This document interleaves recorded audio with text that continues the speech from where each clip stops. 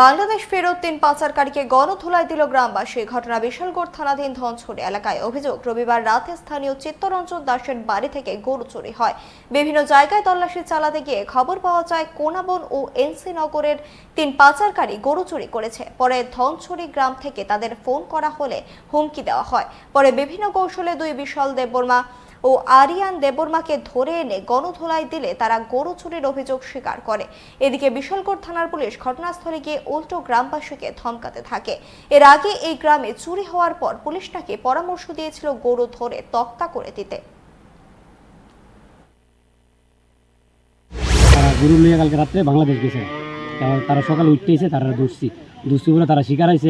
আমরা গরুটা নিয়ে বাংলাদেশ বেচছি, আমরা টাকা দিচ্ছি না। আমরা তিনজন আসলাম, দুইজনে গরুটা নিয়ে বাংলাদেশ গেছি গা, আর একজনে তারা ছেড়ে দিয়ে গেছি গা। তারপর সকালে তারা তিনজনের দূরে আনছি, আইনা আমরা তারা জিজ্ঞাসা করছি, আমরা এলাকাবাসী মিললা। তারপর দুইটা জিজ্ঞাসাবাদ করার পরে তারা করছে, থানায় আইছে। থানায় আমরা কুচ্ছু জিঙাইছে না, তারা লইয়া গেছে গা।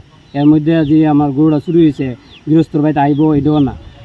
আমার গরু লইয়াছে আমার কিতা কথা মনে মন আর কালা সকালবেলা রাত্রেবেলা তো এমন এমন ঘটনা আমার লগে তিনজন লোক এমন এমন করছে। এবার আমার দিকে আর গিয়া লুকাই গেছে গা। এবার লোকটি এমন এমন দুজন চিনছি আর চিনছি না। নেতারা বাড়ি গিয়া কইছি মানে এমন এমন ঠিক আছে, লোকটা আটকাও। ওই তারা গিয়া খোলাখুলিতে গিয়া কজন ধরছে? তিনজন তাকে স্বীকার করছে, স্বীকার করছে চুরি করছে।